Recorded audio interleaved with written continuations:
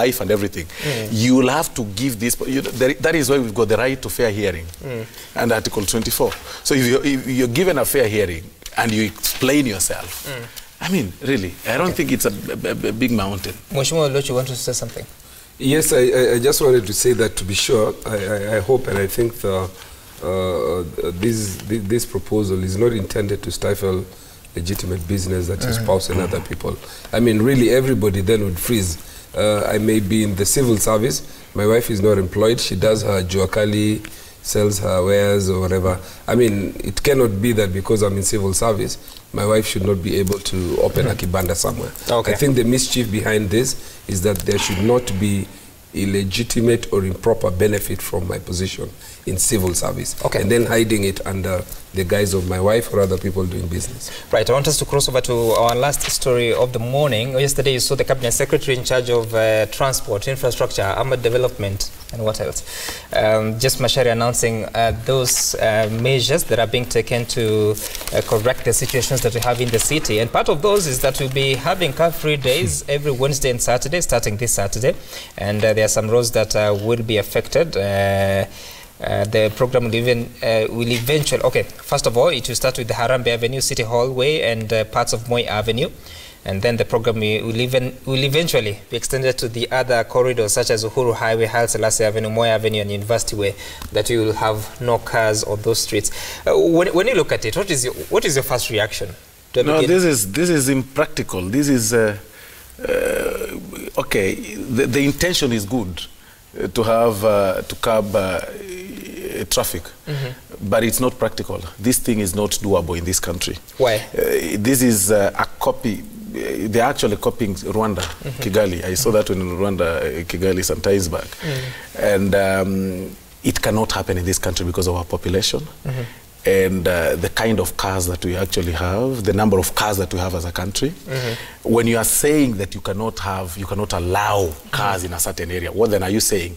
That the person who has a hotel in, say, Moi Avenue, somewhere up there where you've stopped cars, cannot transport his wares, cannot take his viazi to the restaurant? Or what are you exactly saying? Because it's actually a car-free area. So does it mean that people now will have to alight, or rather have their, will offload from the other part, say, Ngara, and have their mizigos taken all through to Moi Avenue? I mean, how practical this one is? It is not something that can, these are short-term measures of trying to kill this menace called traffic in this country, traffic jam in this country. But then it's short-lived. It's actually cosmetic. It's not offering us a long-term solution. For me, we need to come up with long-term. These are some of the things that we saw Governor Sonko propose, but they're not practical. That you're saying 2 days there is no traffic in this country, but the other days there will be traffic jam in this country. They should open up this city. We should invest in our infrastructure, have probably roads running over. And one of the proposals or points of action that the ministry is saying will take is that there are 20 diesel multiple unit trains that will be added to the 11 that will be shipped in the country. So 11 are coming and 20 more will come. And they are hoping that once the car-free policy has been fully implemented, 39.5 billion shillings will be generated by traders annually because they'll be trading on those streets. And then there's 100,000, the number of traders who will be in the city center on Wednesdays and Saturdays once the program kicks off. Well, the truth is I'm unable to competently comment on this issue because I'm trying to visualize how it will work out. I'm yet to really get the plot. For me, by the truth is I'm not so sure how it will pan out. And again, there are also constitutional issues to the extent that maybe this is an issue that ought to have been considered by the Assembly of Nairobi because they are the correct entity that deals with the affairs of the city. So I'm not again sure whether this is constitutional. So therefore, the truth is, I can't really comment on this issue. because as Honorable Lodge prepares, you know, we also need to look at this thing wholesomely.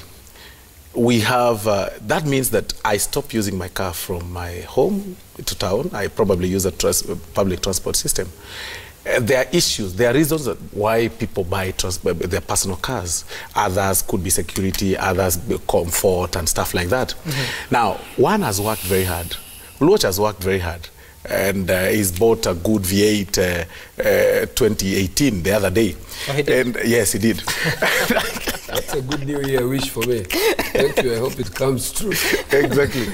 So you're telling Honorable Uluoch that what you're supposed to do when you're leaving your constituency or someplace, get into a public vehicle, alight at Ngara, then trek all the way to Parliament. No, there will be BRT buses, which I'm not so certain, but understandably they should drop you to wherever you're going. And then this is too soon. You need to have us prepare in the mind. We drop our kids to school, you know, some across the road and stuff like that. There's actually so much to handle this. And like you said, the right to own property, in as much as it's actually not absolute. I do not know how a police officer will stop me and tell me, you know what, now you need to alight from here and walk, park your car there and walk. I do not understand how practical that is. From where I see it, it is true. There's a very strong case for us for decongesting the CBD. That's the point. Number two, how do you do that? I agree to a certain extent that you need to discourage private vehicles into the CBD. But you don't discourage them without offering an alternative that is superior to the experience they get once they use their private motor vehicles. Right. So that would then call for two things. Number one, you probably consider investing in very good and efficient public transport system, maybe trams. I wish they had constructed trams. This BPRT system, the only regional city that I've seen working is Dar es Salaam. And when I compare what I saw in Dar es Salaam and what they are purporting to do in Nairobi, I think we are not yet there yet. Why? Because of two reasons. Number one, they are supposed to be terminals. They call it Mundakasi in Dar es Salaam. So they're supposed to be terminals for those buses, which in Kenya, so far, we are yet to construct. Number two, that lane ought to be exclusive for them. Should be clearly segregated from the other lanes. Again, here we are only done via marking, meaning a vehicle can meander into that lane, which again is also wrong. So I think they need first to test it. They do what is called a pilot project. We see how it works before probably going into such drastic efforts. But on the other hand, I also understand they mean well. Okay. Just before we come to you, Mheshimiwa Uluoch, let's cross over to the CBD where Kimani Mbugua is standing by. Kimani Mbugua, which road are you at, and what are people saying in as far as this? Well, Kimani is at GPO, General Post Office. What are people saying about this proposal to decongest the city with the car-free days, Wednesday and Thursday, and having traders come to those streets on those days? Well, Sam, good morning. This is the GPO roundabout, the GPO stage. It's one of the major stages here in the CBD. And I just want to talk to a few people here and get their opinion about the new system. February 1st is when it's going to start. Let me start with the gentleman who's sitting over here. This is just next to the stage. Brother, what do you think? Do you think kutoa magari itawak a day when there are no cars inside the CBD? I don't understand what you are saying. Jalo venye umenituelezea mimi. Nauliza kutoa magari hapa CBD. What do you think? Kutoa magari huko town? Italeta shinda sana. Kutakuwa sawa. Lakini wanasema wataleta zile mabasi za BRT. Wanasema BRT zitakuja on Wednesday na Saturday, so watu waache magari zao nyumbani. Hakuna haja. Watu watateseka. Wewe ni kama itawaka? Tutateseka hata kama itawaka. Tutateseka. Tutateseka kidogo for that period ya kuanzia. Okay. Let's speak to another lady over here. She's getting ready for us. Ma'am, sasa wacha nikuulize, unafanya kazi hapa hapa GPO. Do you think this is going to work? No, it will not work because the other time ilikuwa so inconvenient because the guy mwenye alikuwa na shida ya mguu. Sasa tuliposhikishwa pale chini ilibidi abebwe na petroli. I mean abebwe na troli yani in order fike na anafanya kazi Westlands. Sasa itakuwa ngumu kidogo. Sasa wanasema magari zikitolewa kuna zile mabasi za BRT. Unaona kama hizo kubwa, kama hizi za hizo city shuttle hizo kubwa. Lakini sasa shida ni nini? Utakuwa unalipa tena twice. Yenye na kutoa home mpaka mali na gari nafaa ikuchukulie ikuingisha town. Utakuwa unalipa twice. Kwa hivyo mimi pande yangu naona ikiwa mzito. Yeah. Unajua niko na watoto wanasomea kule huko juu mbele ya Serena huko. Sasa itakuwa tena ni kuwa collect kuwalipia twice. Itakuwa inani inconvene kabisa. So you're not sold on the idea? No, I'm not. Yeah. Sam, just a few opinions from the people we found here on this stage. We're still going around speaking to people, and we've spoken to a few drivers on that side of Kenyatta Avenue. Also, I haven't seen anybody who's positive about it. Most of them are really suspicious of what is going to happen. Nobody's very sure, especially after what happened last time when the NCC removed matatus from the CBD. It was a bit chaotic, so most people still have that fear in terms of when this rolls out, maybe that is still going to be the same case. But that, as we had from the people around here and the people we spoke to before, very similar opinions. Not many people are sold on this idea, Sam. All right, thank you. Thank you so much, Kimani Mbugua, for that. Of course, clearly showing a situation that quite a number of Kenyans do not understand how it's working. Mheshimiwa Oluoch, you had a comment. Please make it as we wind up. Yes, as I wind up, and I also, as I congratulate my friend Osoro for being the member of parliament of the newly elevated minister for coordination of government projects. I'm just learning that he's the minister of Dr. Fred Matiang'i. So I wanted to congratulate him. Now, I was just going to say in respect of this initiative, that very good ideas are lost because of three things. One is a lack of proper communication strategy, and I think we just talked about that off air. I think this may be a very good idea, but it will be lost if people do not have a buy-in and people don't know what it is. They will reject it thinking this is another Sonko version of keep us out and exercise. So it will be rejected because people don't know what it is. Number two, public participation. I see here he says there was stakeholder involvement. I would like to see to what extent, because as members of parliament, we are struggling here to relate with the issue. So that stakeholder involvement either needs to be explained to us or it needs to be broadened.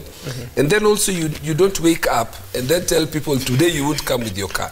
And I'm used to navigating town from here to my constituency via this avenue. So it's also good to prepare people and then do it in a phased out way. I mean, tell us one day on a Saturday, it will be less inconveniencing if first we do it on a Saturday. Sure. And I will be able to understand and appreciate why we need to keep people out of town by doing it on a day that does not inconvenience me. And the last thing about this is to say that to be sure if this idea is good and it does work, I think the positive side which we need to look at is that if we are able to start, for example, with one street. Right. What we are saying is, on the day that we reserve that street, traders are allowed to come in, because remember there's another problem of traders feeling that they've been disenfranchised from making business and doing business which mostly they will do in the middle of town.